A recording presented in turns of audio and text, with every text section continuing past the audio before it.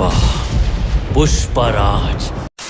Guys अभी इस movie का हीरो यानी अल्लू अर्जुन जब इन वाली लकड़ियों पर से उड़कर इन वाली लकड़ियों पर जा रहा होता है, तब इन वाली लकड़ियों पर कोई भी रस्सी नहीं लगी होती है और रस्सी न लगने की वजह से ये लकड़ियां इधर उधर भाग रही होती हैं। लेकिन जब कैमरा एंगल चेंज होता है तब तो उन लकड़ियों पर ये रस्सी कहां से आ जाती है और इधर उधर भागने वाली ये लकड़ियां अपने आप कैसे सेट हो जाती है। अरे बाबा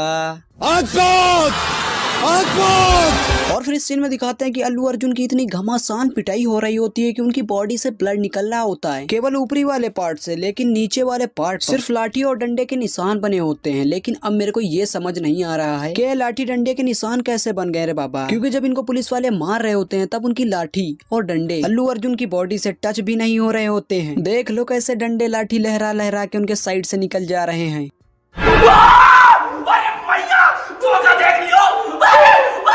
और फिर इस सीन में एंट्री होती है अल्लू अर्जुन के न्यू लुक और अल्लू अर्जुन के इस लुक पर लोग पार्टी कर रहे होते हैं, वो भी दारू वाली पार्टी करेंगे दारू पार्टी।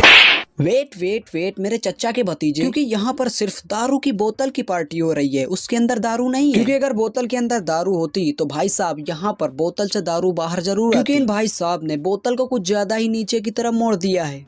सब क्या देखना पड़ रहा है, अच्छा है मैं अंधा हूँ। और फिर इस सीन में दिखाते हैं वो नोटे जो आज से कुछ साल पहले मोदी जी द्वारा बैन कर दिए गए थे, वो भी इंडिया में। लेकिन वेट वेट वेट, क्योंकि ये नोटे इंडिया करेंसी में बैन कर दी गई हैं, तो इसका मतलब कि नई नोटें तो आ ही नहीं रही होंगी। तो फिर भाई लोग जो पहले की इंडिया करेंसी की हजार की नोटें थी उनमें यहाँ पर कोई भी स्लिप नंबर नहीं था, तो फिर ये न्यू स्लिप नंबर इसमें कैसे एडजस्ट करके चिपका दिया गया रे बाबा। नहीं, मैं नहीं मानता। और फिर इस सीन में जब ये पुलिस कांस्टेबल अल्लू अर्जुन की कनपटी पर ये बंदूक रखता है, तभी अल्लू अर्जुन के सारे टीम के लोग अल्लू अर्जुन को बचाने के लिए आ जाते हैं। और इन्हीं सारे टीमों में से एक बंदा ऐसा भी होता है जिसको चक्कर या कमजोरी की कोई बीमारी होती है, मगर फिर भी ये बंदा अपने उस्ताद को बचाने के लिए खड़ा होता है। लेकिन गाइस जब ये बंदा खड़ा होता है तब इसकी आंखों में बहुत ही बड़ा नशा होता है जो इसकी बीमारी से रिलेटेड है। आप देख सकते हो इस बंदे की आंखें अपने आप ही बंद हो रही होती है। तू सच बोलता है। पुष्पा, पुष्पराज। अब सरनेम कौन बताएगा? अरे चाचा क्यों परेशान कर रहे हो पुष्पा को, सरनेम तो पुष्पा ने बता ही दिया। वैसे पुष्पा के बाद जो राज लगा है उसे सरनेम ही बोलते हैं। लगता है चाचा को चंदा लगा के पुलिस की नौकरी मिली है। इस मूवी में 1 घंटा 20 मिनट कुछ सेकंड तक पुष्पा राज की हेयर स्टाइल घुमरेले तरीके से होती है, लेकिन फिर 1 घंटा 20 मिनट कुछ सेकंड के बाद पुष्पा राज की हेयर स्टाइल सिल्की तरीके से कैसे हो जाती है रे बाबा। और ये मूवी एक ऐसे टाइम से रिलेट कर रही है जिस टाइम पर कोई पार्लर या कोई स्टेट वगैरह का कोई चोचला नहीं था रे बाबा।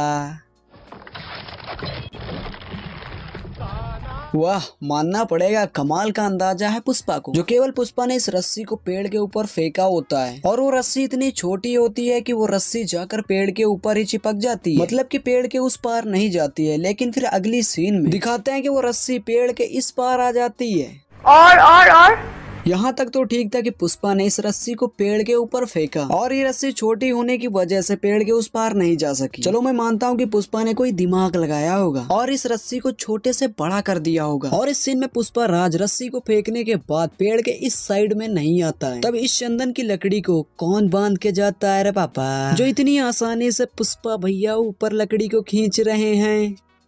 मैं नहीं बताऊंगा।